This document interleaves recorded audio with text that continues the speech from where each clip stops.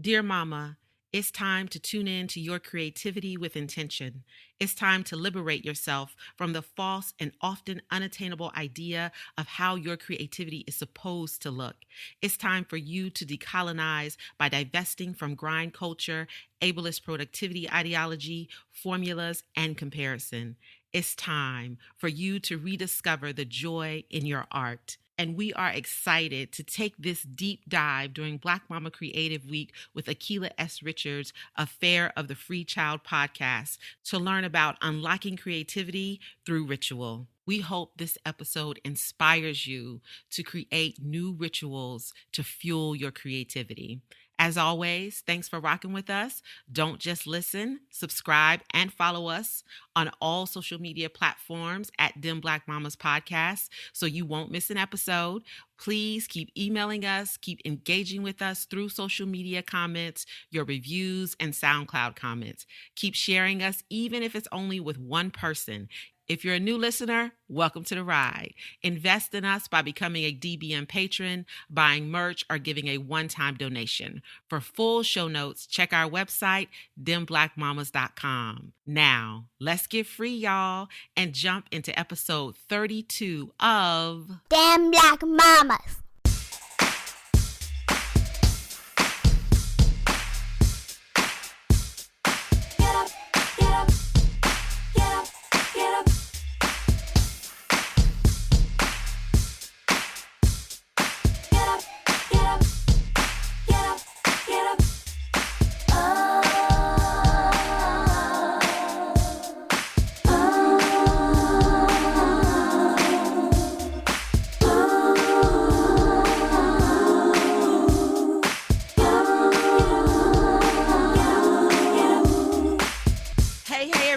Welcome back to the best podcast in the universe. I'm Crystal Tennille Irby, mother of 3 boys and 1 girl. And I'm Thea Monier, mother of 3 girls, and our good friend Nikisha Killings, who is getting settled, is a mother of 4 girls. Yeah, we miss you, Nikisha. She's not going to be able to be on this episode. As you all know, she's in the process of moving, and so she's consumed with that today and needs some rest. So we're sending her love.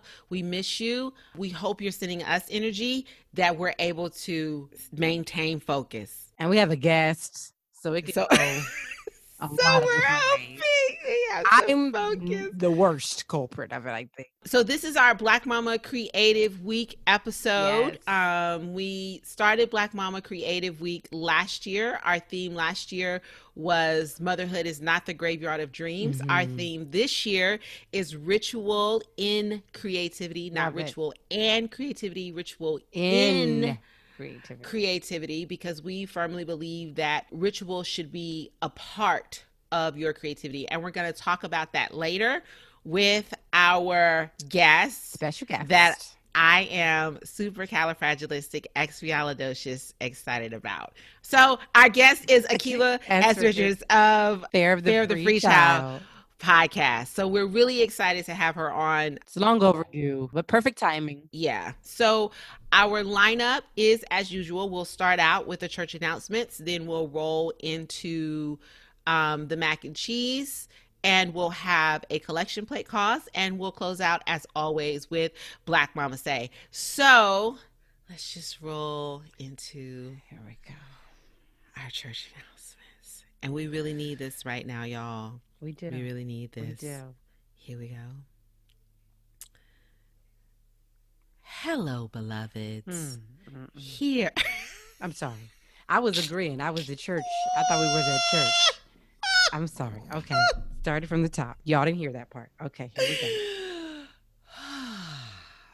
I don't have Nikisha to side eye with, so it's really hard for me. It's really difficult. I miss Nikisha's long size when I do this. Something's lacking. Okay. Here we go. Here are this episode's church announcements and prayer list request. Let it breathe. Let it breathe. Let it breathe. There we go. I just never know how long we're going to hold that breath. There it is. There it is. And we're here. You feel that? I do. You feel that? I think I There do. we I think I go. do. And I think I feel it. most condescending. You ever just say what people need to hear so that you can get out of an awkward moment? So I have no church announcements because This whole Black Creative Week is the announcement. Black Mama Creative Week. This is it. So enjoy. Enjoy. That's Please our enjoy. announcement. Enjoy, share, participate. Thank you. Yes. Thank you. I do have a prayer list request. Well, two things. At the time of this recording, we have reached over 100,000 deaths from COVID-19. And so I just want to take a moment to send love, prayers, healing to people who have COVID-19, have had COVID-19, and people who have lost people because of COVID-19. This is not an easy sickness. So we should also be looking at the fact that over 1 million people have this. This is not an easy sickness. There are people who have had COVID and are still dealing with the residual symptoms. Yeah. Dealing with the residual symptoms. So we just want to send love, healing, and prayers to them. The world is on fire in a lot of ways. We have lost a number of Black people due to state violence and also white supremacist violence. And I just want to hold Black people and those families in healing at this moment. And so many times when we enter these moments, we always feel like, well, Black people need to do this or Black people need to do that. And my saying is, Black people don't need to do nothing but heal. Not a goddamn thing. So that's my prayer list request on that. My final prayer list request is that I binged watch This Is Us. Against advice. In 4 days, My I binge watched God. This Is Us. I was prompted to do it because Thea and I are doing a project together, and she expressed to me that using multiple timelines was how she wanted, the project to go. So I was like, okay, I'll watch And This she Is was Us. pretty cavalier about it because she was like, I was pretty I think she cavalier. called me in the middle of the first episode. Was I like, called her first episode and I was like 30 minutes and I was like, so when does this get good? And she was like, wait till the end, bitch. Wait till the end. And 4 seasons later. 4 seasons later. 4 seasons First of all, I got issue because I knew Jack was going to die, but I don't appreciate how they play that shit out. Yeah.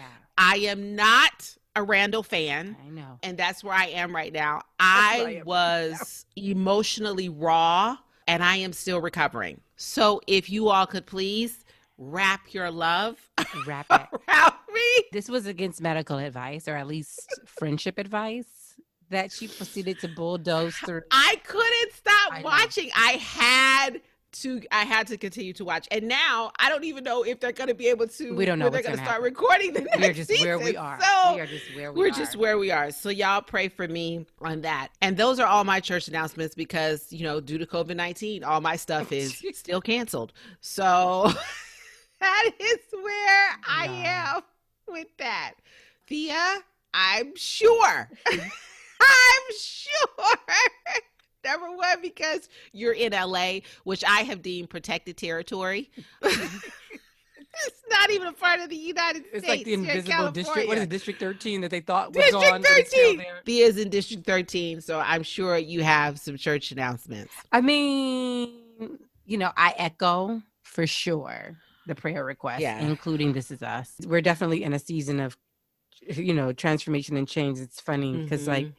I knew COVID-19 was just the first leg of several Mhm. that are coming in different forms of change. And so this is a continued prayer that we become more rooted in who we are, what we know, that refined in our character as all of this continues. The main announcement I could think of is that by the time this airs, I think we'll be like midway through our second month of Shaping the Shift podcast. Mhm. And I'm Mhm. really thrilled about the trajectory, the team we've built, and the community that we're building. And there are some potential workshops that I'll be offering from about 3 or 4 different platforms, but I'm working out the details with that. So I won't make an announcement about that, but you can check my website. And you can also check Shaping the Shift's website for updates on that. That concludes our church announcements. Do you wish for me to close it out? Sure. Do that thing you Here do. we go. Let's do the thing. Do the thing. Let's just do it. Let's close it out. Please keep these announcements and prayer list requests in mind. And for information as well as inspiration, what do I say? Follow us on all platforms at Dem Black Mamas Podcast. Nakisha, girl, we miss you. We miss you, Nakisha. We miss you. Our grounding energy, our rooting energy. Or on our website, demblackmamas.com. So, Thea, do you want to transition us into our mac and cheese segment? This is our Black Mama Creative Week episode. This year's theme is ritual and creativity. Our intention for the week is to examine the importance of ritual and inspire Black Mama creatives to use ritual to transform their creative process by deepening the intention of their work. We are excited to have Akilah S. Richards join us for this discussion. Yes. Akilah hosts Fare of the Free Child, a lifestyle and parenting podcast about the connection between liberation, learning, and parenting, particularly amongst BIPOC communities. Parents, educators, unschoolers, and entrepreneurs tune in weekly to connect about unschooling, deschooling, conscious parenting, and self-directedness. Discussions center emotional wellness, learning, and children, parenting, self-care, and self-love. Akilah is passionate about mindful partnerships and parenting. The voice and work of this Jamaica-born digital nomad have been featured on NPR, NBC TV, Good Morning America's blog, and in several literary and in-person spaces throughout the U.S., Jamaica, and South Africa. She is a TEDx speaker, an accomplished digital content writer, and sought-after facilitator whose highly anticipated book, Raising Free People, Unschooling as Liberation and Healing Work by PM Press, will be released in the fall of 2020. Please welcome Akilah S. Richards to the show.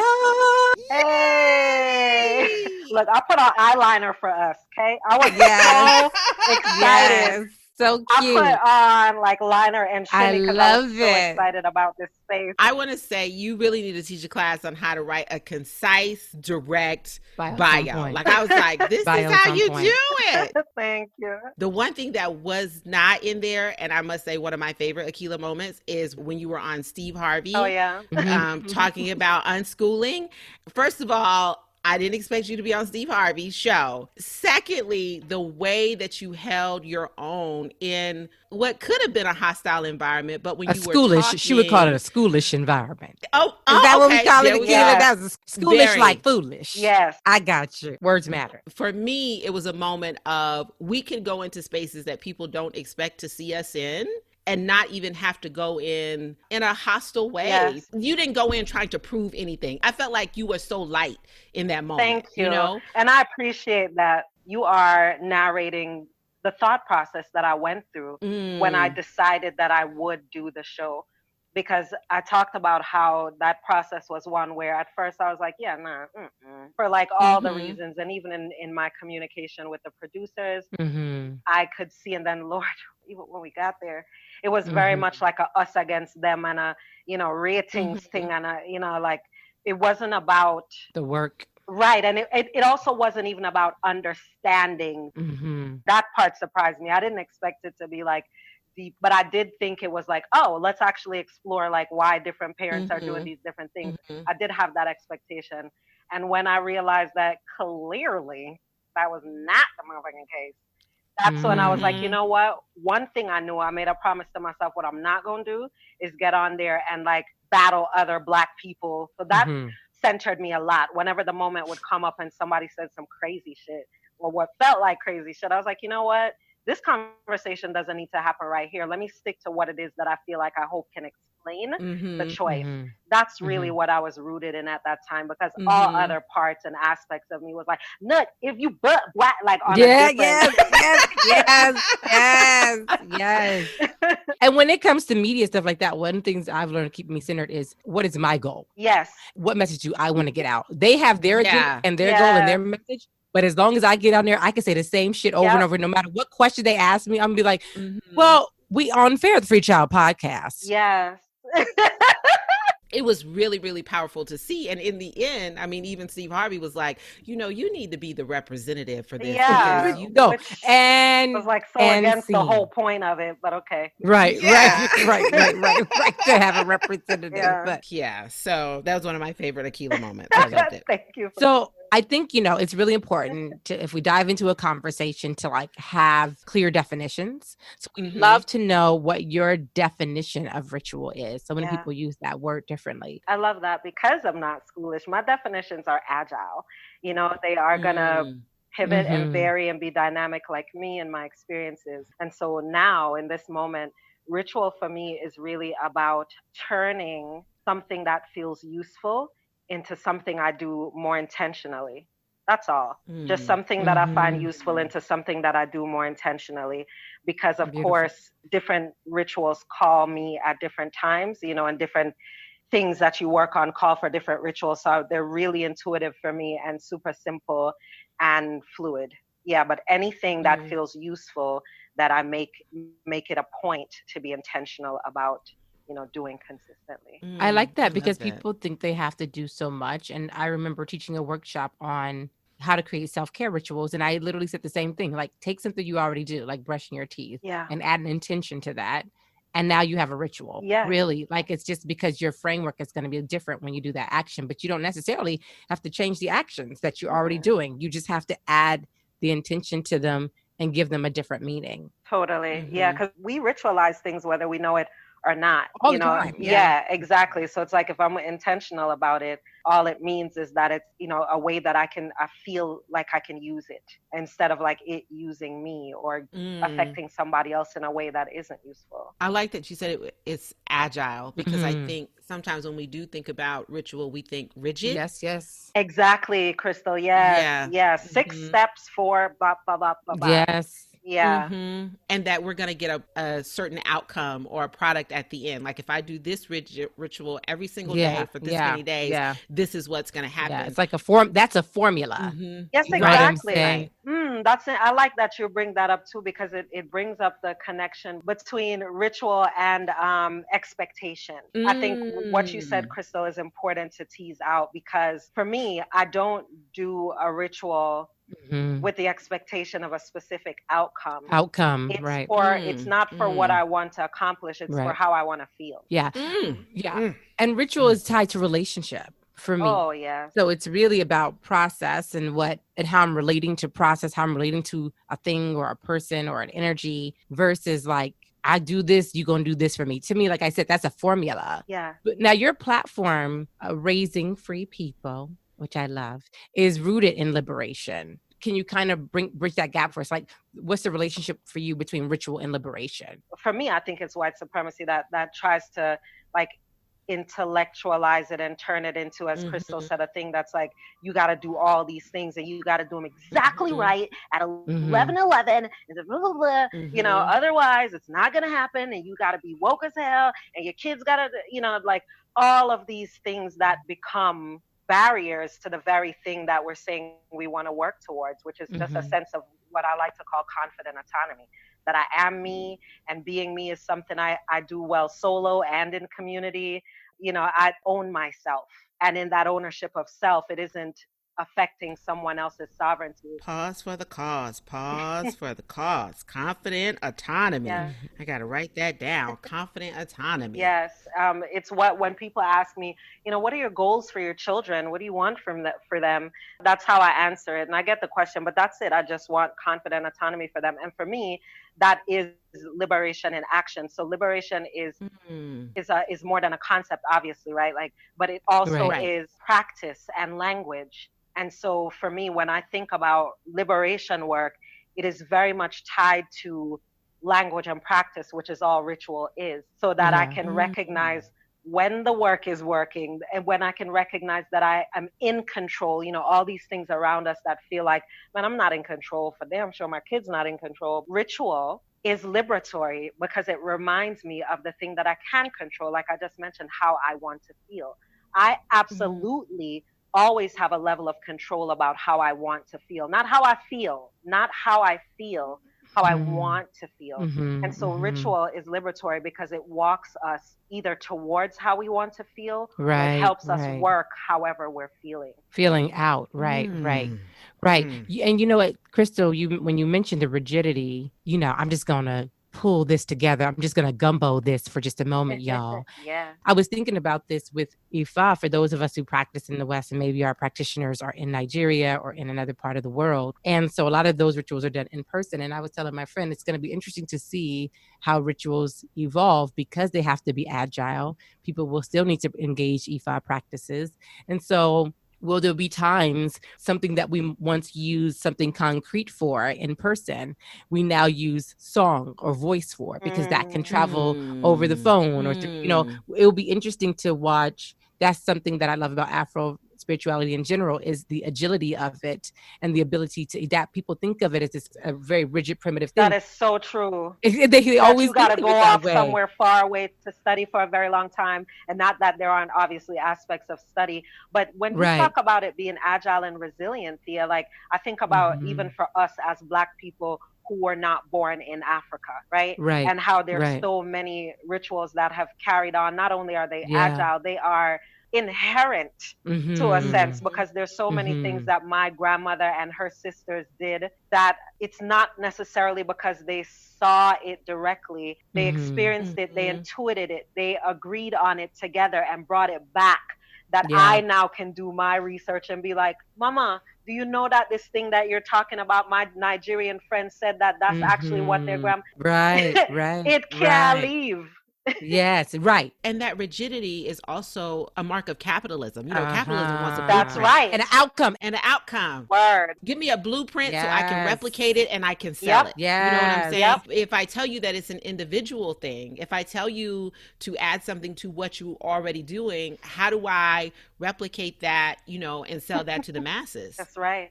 And how do I make people feel like they don't have enough? They're not enough. This is my issue with schoolishness. And school, it is inherently a not enough situation. When you said that, this reminds me of when we were in Houston doing the installation for Project Row Houses. We had to do the installation inside a shotgun house. Well, what we found out was one of the artists who started Project Row House was wondering, like, why is this style of house indigenous to the Southeast and specifically to Black people, and began to trace it and actually found that in Yoruba, these were the types of houses that they built, and they were called shogun houses. God. So even down to the letters together. Yes. And even that meant, what did it mean, house of God? What it meant was it was a house of God. And the reason that the house was the way that it was, the reason that it had the doors that it had was so that spirit could flow through the houses easily. Trusting that old knowing to show up some kind of way and that we can honor which is, it. Which is also why schoolishness disconnects us from allowing that ancestral knowledge and wisdom to come up. I find myself as a person who likes to read. As soon as I think of a topic, I want to get books on the topic, but I'm learning to stop myself and just put myself in the environment and see what kind of comes up naturally. Good for you, Thea. That is this unschooling, like, prime right there, to be like, this thing that's calling me. Yes. Let me see what's in it. Like, what is it calling me for? Not what somebody else said about it. Right? Yeah. Not what someone else said beautifully about it, not what someone else said with all the resonance in the world about it, but what is it that this thing and I are potentially partnering around? There's the expectation thing again, because in a book, the schoolishness in it is not that books aren't wonderful, useful things, but the risk is that it's giving us the illusion that we are getting the thing we need. Whereas if you approach it from exactly what you just said, Thea, which is to be like, no, I'm not going to find the book on it yet. Let me feel it through. Now you're allowing it to communicate with you so that you may find the many varied ways that the thing needs you in the moment. Yeah. I think ritual can do that too, because I know what sometimes I can get stuck in is watching Thea's productivity and being like, okay, let me do that. Yeah, there's the formula. Yeah.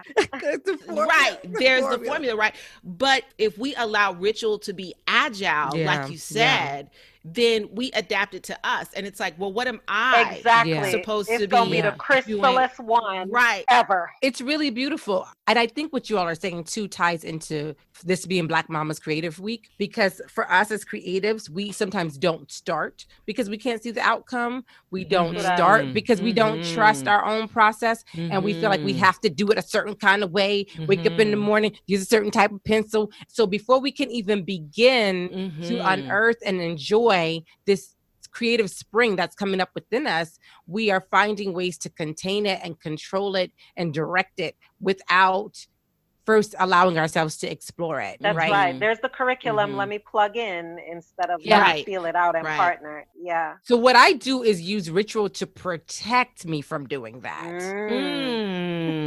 The rituals for me hold back the schoolishness. What I'm saying, they allow me to like tap in, have time where it's pause for the cause. Pause for the cause. Okay, ritual as creative protection. Okay. I'm really trying to work to move away from the word protection because the mantra I've been really working with is I am a sovereign. Yes, I saw you posted that and I almost threw my damn phone. I was like, sovereign and sacred space, and I do not require protection. No. And the reason I say that is because I don't want to take energy in protecting myself that could be used to, fuel that creative. Sure, exactly. And the assumption is also that you're under attack. You know what I'm saying? Right. When we talk about protection. But I will say in the beginning, and what gardening is teaching me, what being a land steward is teaching me, is that when something is newly planted or newly developing, if you are just coming into your creative process, your creative idea, as you are unhinging yourself from the dependency of schoolishness, right? You need a little bit of scaffolding. You need a little bit of protection. So my little seedling plants, I can't just let them take on that sun full heat. They have to have some covering. Yeah. And so maybe we think of it as covering as opposed to protection until it gets strong enough. Yeah. I don't even know if that is protection as much as it is nurturing. Which right. is exactly there you go. why the word isn't appropriate for it anymore. And it's so funny as Black people to like let go of that word, right? It seems crazy in a space of constant attack, but it allows us to refocus on joy, pleasure, liberation, healing, creativity, which makes us our most powerful. And that in of itself, though, what we don't understand becomes the so-called protection. I'm so full of joy and pleasure. I'm so full of creativity. I don't even recognize I'm not available for that. I can't even recognize it. Yes. I can't even see it. Let me tell you when you know you've done it. When you can't code switch anymore. Oh, yeah. See? Oh, yeah. Y'all gonna have me standing up out here. But because that's my whole everything right now. Like parts of myself will challenge myself. Yeah. The moment an inkling of code switching shows up, it's like, wait a minute. Yeah. It's like even my mother's voice. Who are you talking to? Like it just shows up like, I love that person. I was on the phone one day and I was trying to code switch and I couldn't. And I was like, I can't code switch no more. For me, the minute I recognize that I'm going in a space of performance, that space is too toxic for me to even fuck with it like at any level at all. And so when I was recording the intro, I was talking about the white people that are in my life that I consider my friends. The level of work that they're doing that needs to be visible and easily identifiable and all of these things, because my ritual is that those exhaustive spaces, Chris likes to use this term, my partner says, request for education. Like it's exhaustive to be in white spaces because of these constant, involuntary most of the time, requests for education that I just have to, I'm part of, spaces that are very white that I'm like, you know what? No. I'm not available for this meeting. I'm not available for this thing because I can't do it. I'm not doing it. And I love that you brought that up because that's it right there. What that is, though, is centering joy, because centering joy automatically decenters protection. Yes. It also decenters need for it, because when you center joy, the people around you aren't going to be people you require protection from. That's right. The opportunities that you attract aren't going to be opportunities that require protection. And you'll be able to discern just fine when something comes up on the contrary. Exactly. Easily. Because you'll be like, oh, I don't like how that feels. Yep. And you know that because you are used to feeling joy. And what does all of that feed? If you are centering protection, you are on the mindset that you have to endure. Yes. And it's siphoning from your and creativity. that's white supremacy is successfully. Yeah. Yes. Yeah. And if you are centering joy, it's feeding your creativity. Right. It's feeding that creativity. And I mean, getting rid of that endurance mindset was one of the hardest things that I had to do. The long suffering, girl. The long that whole suffering. Motherhood is about sacrifice. As a Black woman, I'm the backbone of the community and all of that, and choosing to instead be powerful and rooting my power in my creativity. But it was a tough, But let me tell you, we still are chipping away at that Yeah. because there are moments when, for instance, now there's still this part of you that feels like I got to show up and produce in different ways. And so we have to really be mindful of that. It's a hard thing to unlearn. It's a hard thing to untangle because we were raised in a culture that's value system is centered on productivity. But that's why these conversations around ritual are so powerful. We've all talked about the version of feeling. We've all used that, you know, as Thea, you just mentioned when it's like, oh, but I don't like how that feels. And for me, when Crystal, you talked about how difficult it was to unlearn that. For me, one of the rituals, I created a whole course around the shit because that's what I do when I'm feeling through it. I'm like laying it out. And I started with the sentence, ... ellipsis, but how do I want to feel?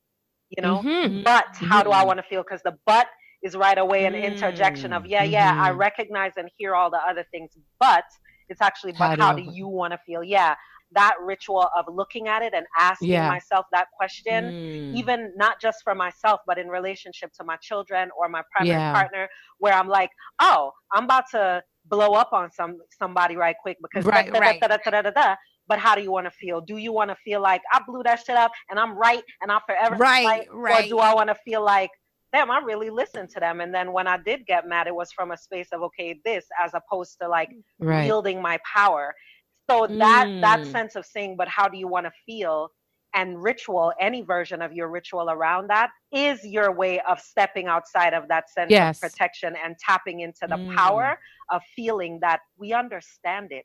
Even with all the traumas and things we're working through our bodies and psyches, we understand feel. Because we're fire people. We are, listen, we are fire people. As Capleton says, the fire is the purification. The purification. Yes. Let me tell you, my version of that ritual is, does this bring me joy? Before I do anything, I ask that. And in a moment when I'm feeling like, ugh, you know, you feel the resistance. I'm like, ooh, wait, does this bring me joy? That is the question. And asking that question daily, multiple times a day. Like I'm sitting here, like you were saying, mad in an argument that I ain't got no business being in. And I'm like, does this bring you joy? Bitch, to sit here pouting like this, does it bring you joy? And if it doesn't, stop it, right? That ritual forces me to make some choices. I think mine is, it does. How does this impact my creativity? Oh, I love the prioritization of the creativity out the gate. Yeah. For me, when I look at Minneapolis, when I look at COVID-19, what I'm thinking is, this is really one of my mantras is, and I heard Wynton Marsalis say this in an interview, when civilizations fall, art remains to tell the story. And so whenever I think about COVID-19, whenever I think about Minneapolis, I'm thinking, what am I going to document in this moment? What do I want to remain to tell the story? And for me as a creative, what do I want to remain? And that is a ritual. Yes. Documentation is a ritual and in many forms, not always for public consumption. Ebony Janice is the archivist of our time. I need y'all to understand this. I never see her without a pen and paper. It's beautiful to watch her document. It's ritual to watch her document because she's like, when I'm gone, one thing you better make sure everybody knows about me is, and they have to say about me, is that I loved and supported Black women to the point where everything that came out of their mouth, I wanted to document. Like that was a ritual of love, and you always remind me, Crystal, about the importance of documentation. We've never discussed it as ritual, but you have ritual around how you document, even podcasts, where you put it, how you store it, all of that is ritual. I think this is so good because people listening, it just goes back to your original definition, Akilah, is taking something that you probably do all the time and giving it an intention, right? Yeah. Like Crystal could just record this podcast and when it's done and it's up, delete it. But that never happens. Dem Black Mamas is archived to the fullest, right? And I love that you brought up that it's public documentation and not. And none, right. When we talk about ritual and we talk about documenting, I'm just so, I don't know what the word is. I have like all kinds of goosebumps because all of this so organically connects to unschooling and the type of conversations that I really feel responsible for nurturing. For example, in the Agile Learning Network, which is very much like an unschooling intentional community space, a type of self-directed education, documenting is like a major way that parents and other adult facilitators do their deschooling work. Because one, it gives you something to do instead of the other thing, which is enforcing a curriculum.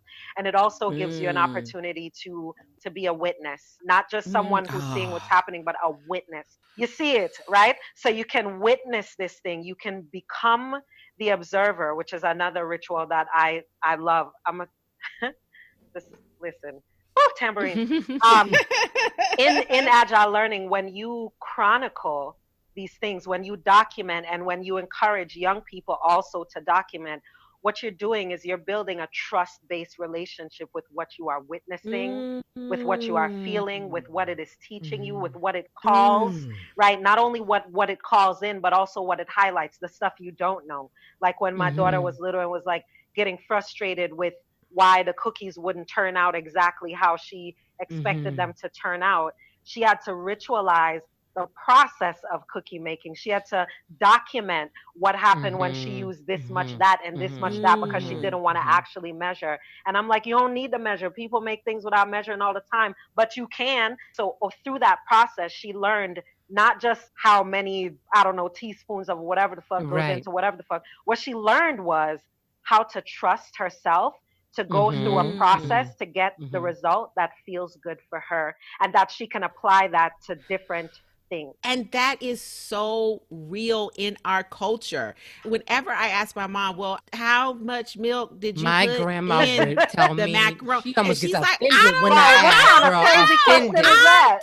don't know. Yeah. I would be like, Grandma, these are things you're supposed to pass down. But you know what? I realized she had passed down. I have her hands. I have her DNA. Go in that kitchen and feel it out. When you talk about ritualizing the process, my brother-in-law says, I don't eat when people cook and they mad. That's right. I don't want that. I don't want that energy. And I was like, really? He was like, nah, man. That's and that's his way. That's his innate protective system, right? But what it also made me realize is, what's my ritual process in cooking? Because I love to cook. So now whenever I cook, I have music on. I was about to say, because you know what? I use the music to shift my energy. Because, sometimes I don't be feeling it. And I'd be like resentful that everybody up in this house waiting for me to go in this kitchen. And so I have a playlist that I will put on because I'm like, I don't want to poison this food. That's right. Like with my energy, you know what I'm saying? I don't want to poison it with my energy. And that's real. So I will use music and incense to like put me back in a space where then it's like, okay, I'm working with water. I'm working with fire. I'm working with plants. I'm working with herbs. Ritual for reframing. So that's another one. That's what it does. Yes. So rituals help to reframe 100% because this is going to be a juicy episode. Yes. Because I use that a lot. But me and Crystal just had this conversation the other day. That's important that you bring up the ritual for reframing because Crystal was like, I fell off on my rituals and it impacted me, right? And I was like, you know what? I ran out of incense. Which is a problem. It's a problem. And I didn't even know. Okay, first of all, shout out to, I forgot her name, this woman in Houston who like gave us the bomb incense, right? I was like holding on to them incense this February and I ran out, did not re-up, and let me tell you what. I think I was out of incense for like 2 weeks. And I was like, I would have shriveled up. I would have shriveled up. If y'all would see our body language right now. Girl. If we ain't got toilet tissue, we got incense. You made me so uncomfortable saying that. I was like, I don't even like the imagery. That imagery is uncomfortable. You did not tell me that. 2 whole weeks, bitch. I didn't even know it was a ritual for me. I can't go a day. Inappropriate. Yeah. It's all out of bounds. I had, Crystal, 2 weeks. That's like, you know what to me? You know what that's like to me? Not knowing you haven't taken a shit in 2 weeks. I know how you don't know you haven't taken a shit in 2 weeks. I don't. Levels of oppression. Have you been holding that shit for 2 weeks? And white supremacy got me. I thought I was like, good. I had went and got like the spray that you can spray. Oh my God. Still not the same. Fire and smoke. Fire and smoke. For us, because we are nomadic also, so we don't own a home. So everywhere we're staying is somebody else's house, right? Literally. So for me, incense is such an important part of that ritual. True. And ETL of Smell Good Spa, oh my God, that's where I've been getting it. Their hand dip. She and her daughters make them shits. Like that's a part of their ritual. And when I tell you, like my family gets itchy when we're not running some incense from ETL, okay? It is a part of my mood moderator. Her name is ETL, ITIEL, but it's Smell Good Spa. Finally, I was like, oh, I don't have any incense, right? Crystal, I'm really disgusted. You did not tell me 2 weeks, bitch. I hate to be judgmental. You done put me out the bag. But when we had this conversation offline, bitch, you ain't never told me nothing about no 2 weeks. And Thea was busy, and so we couldn't have our daily talks, and so I was so desperate that I downloaded Marco Polo so I could just express myself, right? And I was like, girl, I just don't feel like myself. I don't know what's going on. She had never told me that, Akilah. ETL gonna hook her up because she got the Gigantor box. I think we buy the box like a few times a year. I'm already on the website. Let me tell you, incense is so important to my ritual that I began to study how incense are made, right? Because I was like, okay, I need the hand roll. Thea had got me these hand rolled Palo Santo. I got a spot.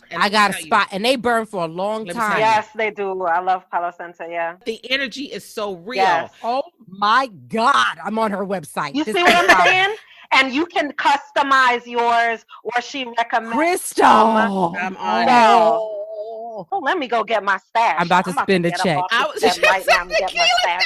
Get out while we're recording. I am about to spend a check. Where's my stash? If Akilah sound changes because she had to change the room to go get some incense, y'all. But let me go back to something you said, Akilah. As a child of Voyage, we travel a lot. Mm-hmm. And that thing you said about the incense is so real. My friend Fatu, who's going to be on Shaping the Shift soon, brought me. Shout out to Shaping the Shift. Shaping the Shift.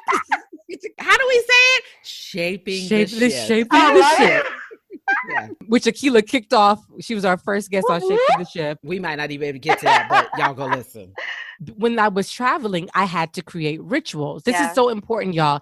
With the shifts in your life. Oh, we did it, Crystal. We just threw it in there. With the shifts in your life. It always works. This goes back to the agility piece. You have to sometimes be willing to shift your rituals and know that with each new thing, you'll have to do new rituals. So I wasn't used to traveling that much. I have kids. I've always been pretty stationary. But if I was like, you're going to be traveling a lot. And it picked up so much last fall. And I realized I was behind the curve with it because I hadn't ritualized it. So I had to create rituals for my travel so that I could literally, my body was traveling, but my spirit was consistent the whole time. There were certain practices I got into. I found a travel language. I had a travel yoga mat that was amazing. I bought really intentional luggage that was really intuitive. Yep. I had like different essential oils that I would use. But one of the main things is just what you said, scent.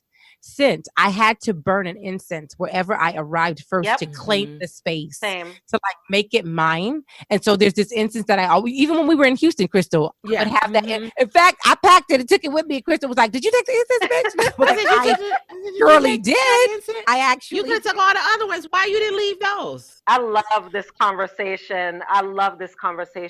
And I really appreciate, because I know that folks are listening to this, that we are listening to this, hearing so much resonance, like things that we already know good, as I like to say, that sometimes we are conduits for each other to just bring it up. This is why I got to be around my people, you know, Black women in particular, because we do that. We drum for each other all the time. You know, like I know my rhythm, I know my beat. Drum for each other. Yes, but sometimes you drum for me, and then I remember a rhythm. That's a part of why community is so important. Yeah. I love that. What I wanted to ask is, you were a guest on Shaping the Shift. Shaping the Shift. And you talked about whenever you have an apprehension about doing something, you go slow. You don't molasses things, yeah. Just go slow. I love that. And so what that brought up for me is, what role does rest play in your creative I'm almost process? scared of this answer. But I just recorded an episode with someone, and it was about rest and stillness. And that night before, I was restless as hell, and I was like, "Look, oh yeah, right. Don't be giving me no right." You might use my dreams to talk to me about this, because we got to talk about this on the show. And so she showed me how in my dream, if I did not have control, if I was not moving, my fear was chaos, which was also the underpinning of that was, I'm gonna use your language, schoolish learning that we could only depend on ourselves and not the village. That's right. That's that schoolish learning. Yeah. So when I woke up, I was so happy to have this talk now, because I was like, wow, at the core of this restlessness is this feeling that village won't show up. That's right. Because listen, think about how deep that is in our psyche, though, of being kidnapped and being no, real talk. Right. And then not being like rescued and like, but let's even take that a step further. In Southern culture, mothers praise their sons and raise their daughters. And you know why? Because they firmly believe that a man will always find someone to take care of him and to care for him. But that is not the case with women. And that trickled all through to obviously Caribbean culture, because just what you said, Crystal, in Caribbean culture, very much you praise your sons and raise the daughters for those very same reasons. So when you talk about the layers of that shit, how that influences so much of our cultural norms that really aren't ours, they're tied to other things. You took the layers back a little bit that I know we're gonna need some time. Would you say pause for the cause? That was my pause for the cause, right? Because I think that impacts rest. Yeah, no, we're afraid to rest. We're afraid to can't afford to, quote unquote. We can't afford to. If you look at spiritual practices, religions, whatever, there is no spiritual practice that has a creation story that doesn't include rest. There's not one. So for me, it has to be part of the creative process. But it's something because of capitalism, because of enslavement, because of so many other, because of fear, so many other different reasons.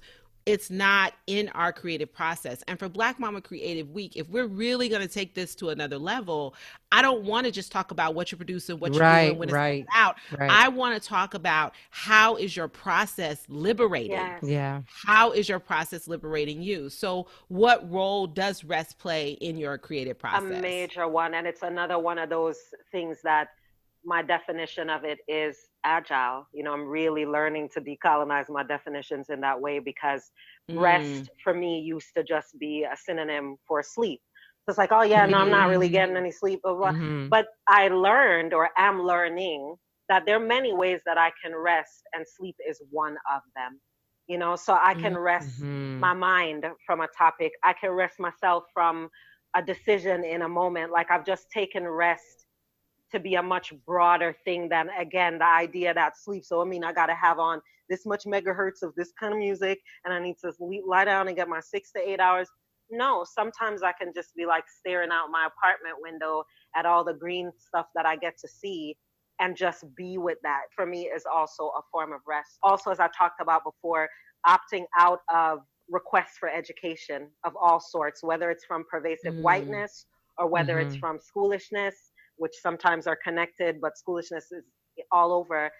Those things, when I say in a moment, no, I'm not gonna define it this way, or no, I'm not gonna give you these things. Or like when I'm on somebody's podcast and they ask me a question and I'm like, actually, the question that I want to answer is this. That's a form of rest, because the work that it takes for me to come up with the thing to go down your road, when I could just Toni Morrison my shit and go down the road where I know is mine, that's rest.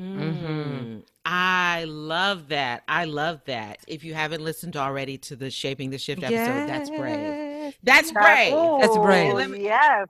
And I really just want to stop. This order has been placed. That while we're recording the podcast. Listen, I felt when I saw Mango, when it's from, I lost cannot my wait fucking for mind your temporarily. unboxing. Nikisha, we miss you. We do miss you, Nikisha. We miss you, But Nikisha. but I'm also here for the rest, and that not answering questions that I don't want to answer.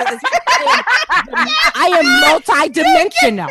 I am more than one thing. My spirit was listening while my fingers was typing in my credit card information. I cannot even believe. I can't. Yeah, well, Don't I play can't. me small. I can't. I can't. I could do all things. That's right. Through incense that strengthens. That is brave, because so often when we get a quote unquote opportunity, right, to be on a podcast or to be somewhere, it takes courage to say, I don't want to answer that question. Right. The question I actually want to answer is this, because we have all these things playing through our mind. What are they going to think of me? What if they never have it? What if they would, just whatever. So I have to stop and acknowledge how brave that is. And how we need to step into that more, because, like you said, it is a form of rest. Yeah. And that's really something that can feed our creativity. The way that I came up with this topic was, I had been out of instance for 2 weeks. Crystal, every time you say that, so uncomfortable. So I had my mind. I got my incense. I cannot imagine. It feels so impressive. It was, girl. And I'm in the South too, girl. Yeah, no. Woo. Like every day I burn multiple. When the box came in, my kids were like, are those incense? Are the incense here?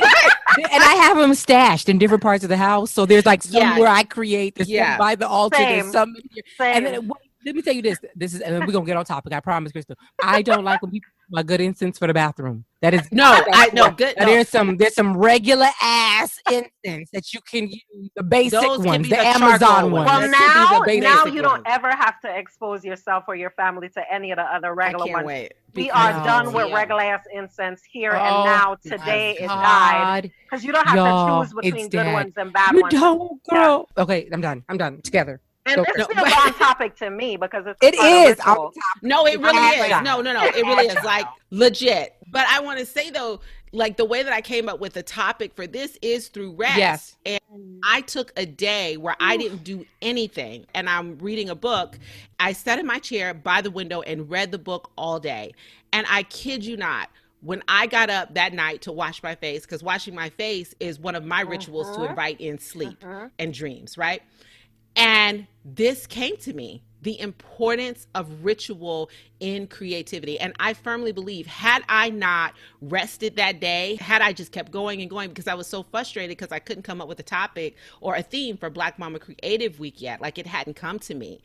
And had I not just rested that day, I don't think that this would have come up for me, because I had a to-do list I believe that was siphoning off of my creativity. Let me tell you this. So that adds pause for the cause, because you said siphoning off of your creativity. Yeah, it can. It does. Someone told me a couple of days ago, they were like, you're a big picture person. Just accept it. You need a team. You're a big picture person. And I was like, what? She's like, you are mired in the details and it's stopping the vision. That changed my life. That's some true shit. Need a team. As a creative, you really, really have to be conscious of what is siphoning off your creativity. And so you can't be sitting doing schedules. No, you can't. Don't I know it? Well, you know who said that? Morgan DeBon talked about that at when I did the Miley Till retreat last year. She gave a list, and she was like, they're the only things you should be doing are the things that absolutely only you in your unique form can do. Anything that somebody else can do, down to write an email, a letter, figure out how to outsource that stuff has to be outsourced. Well, and let me tell you, this is the thing about ritual, right? Set that intention. I don't even go looking for things anymore. I say, spirit, to do your work, I need this person. I need a person that does this, and I want that person to be aligned and gentle. They show up in your inbox may I please volunteer, please. Yes. So that is another way to use rest. I think that's another way to use rest. But I want to talk about the two ways you guys mentioned, two different ways. One, Akilah, when you said rest is like only showing up the way you want to show up, right? In spaces. To me, what that has done is it has generated a certain outcome. And that is a ritual that I think does come with a specific outcome, which is you will only attract the work and the people that you want, period. With the moment you start being your fullest, most ignorant, blackest, whatever self, yes, you will find so much joy that in your partnership. Remember when Serena was getting interviewed and she was like, I don't like these questions. Yes, I and remember. People gave her all this slack for it. But I was like, that's some real ass shit. Right? Rest. So guess what's going to happen? That is rest. That was classic. Guess what's going to happen? You're going to have an attitude about it, but the next time you come to ask her some questions, you're going to do your fucking homework, and you're not going to bore the person that you hear at the interview. But you know who does that all the time? White men. Yeah. Bill Belichick is notorious. You can't stop them from doing that. Coach, notorious. Yes. And the other part you mentioned, Crystal, reason I've incorporated not Akilah level rest. I'm working on it, but maybe after I get my incense and I don't know. It says it said 2-day priority, so we'll see. It said 2-day priority, but at the level I'm at, the reason I've learned to incorporate, which I will say, gardening and bringing up the ancestral like land stewardship element of my life has taught me that my downloads are more important than my productivity. So rest allows me to be available for downloads. Yes. And here's the reality. Downloads replace work.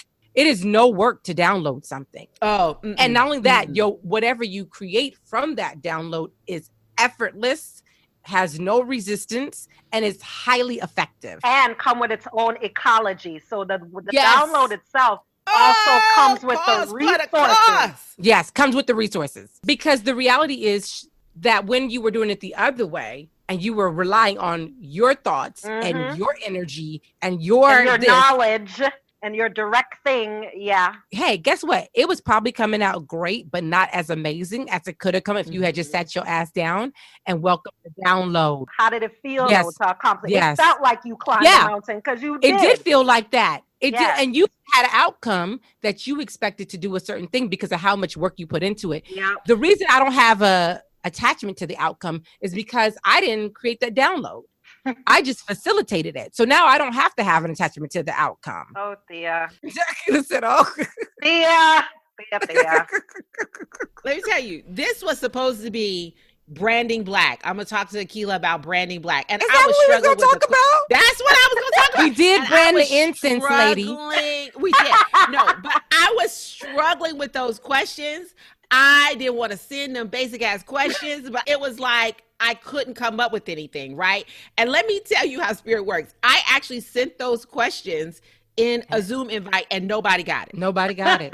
When this downloaded to me, ritual in creativity, questions came like so easy. Yeah.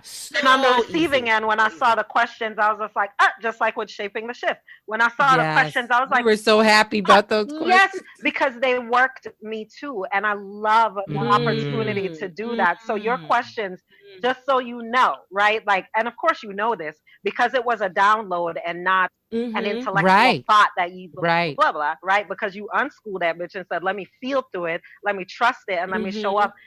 How it resonated for me was I literally scheduled my day and my morning to ensure that I could be as present as possible by ritualizing. I'm going to send you all the pictures. I was like, oh, let me make sure that I share that I do this every time before I'm going to get on my microphone. If I take out my Zoom, if I take out my recorder, there's a ritual. And I made it a point to be super slow about it, to be in this space today. Because I know even when I leave this, because of the fact that you trusted your download and that Thea was like, oh, I was up till such and such because I got this download and I obeyed. You know, all of those are going to affect how I go about my day after this. Both of y'all, everybody listening. This is the power we conjure up when we can manage to trust, when we can trust an emergent structure to show up and to be our guide, you know?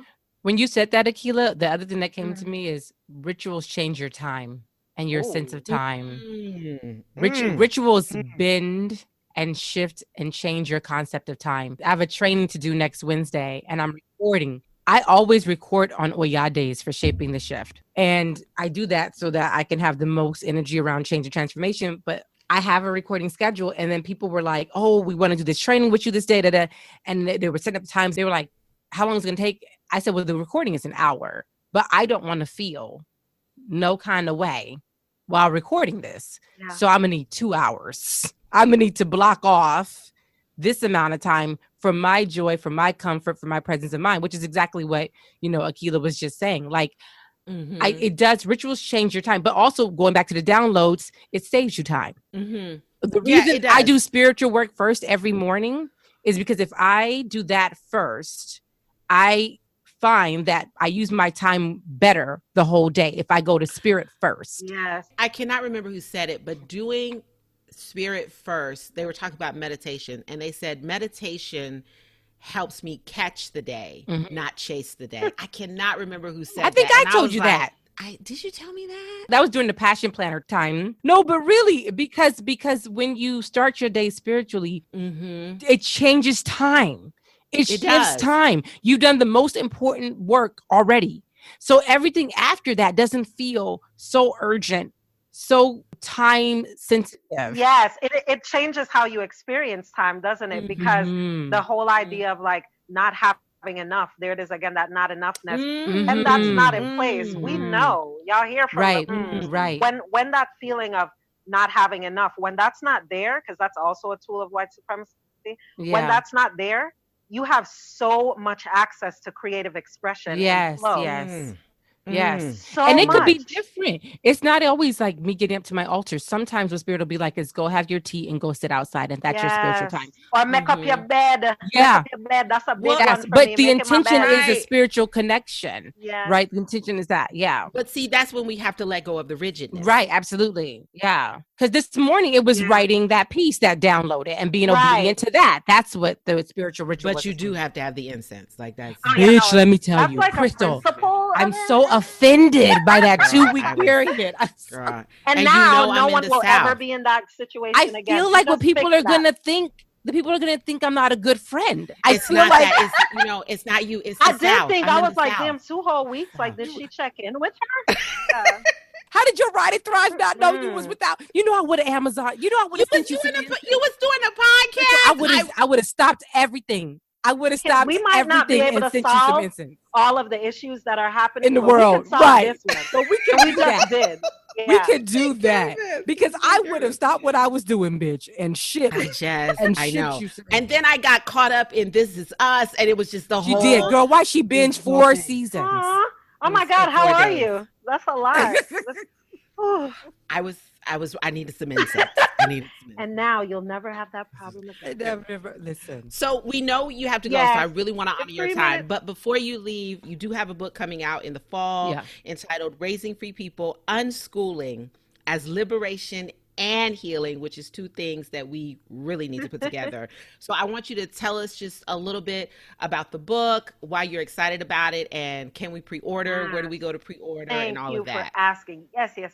So the book, much like everything else that we do, is about liberation, right? And the idea of creative expression in children and in young humans and what that looks like for us is really what's explored in Raising Free People book. I'm able to couch a lot of the conversation directly from things that happen on the podcast here. It's basically like you're going through some of the episodes and I'm really teasing out the things that are connected to the skill sets that unschooling builds, right? Because one of the main goals that I have, and there aren't very many, I don't even really like that term anymore, goals. So as I reframe my language, I'll keep it now. One of the goals is to help us to understand just how normal this idea of unschooling is, just how natural, just how fucking primal, just how base, not basic, base. Right. It is by demystifying and decolonizing, because a lot of what we hear when we think about self-directedness is some white people shit. It's let one person, which is a kid, run over you because you should feel really guilty. You know, it's these boxes, this either or, this opposite of dynamic.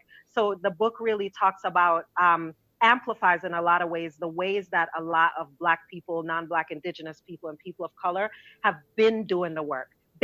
Even though they called it something else. And to really talk about the skills that unschooling helps to develop, because it's not just an act of decentering school. There are actually a bunch of other life skills like confident autonomy, that like emergent structure, that are very much nurtured and grown and practiced through unschooling. So that's really what the book speaks to and illustrates and offers story and feels around. I'm so excited. Thank you. Your podcasting, the information that you give about unschooling is one of the rawest forms of creativity that I witness. And so that's why I definitely wanted to have you on, because I wanted people to experience like raw, unfiltered creativity. You know what I mean? Yes. And I so appreciate y'all. Like, that's why I had to put on my gray liner. But well, I appreciate you, and I will burn one of these mango coconut incense on. So everybody get your incense, and the book is available for pre-order. I'll make sure y'all get the link. Yes, okay. It is. Yes, and it's also available on raisingfreepeople.com. Chris did like a whole takeover thing, so you won't be able to avoid it on the site.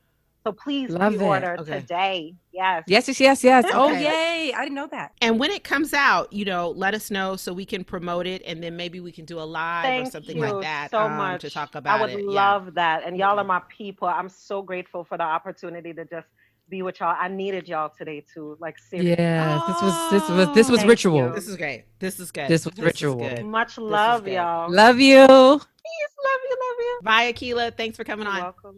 Oh, that was so good. Listen, Crystal, the incense, bitch. I am deeply troubled. I am so deeply troubled. It was, I don't know.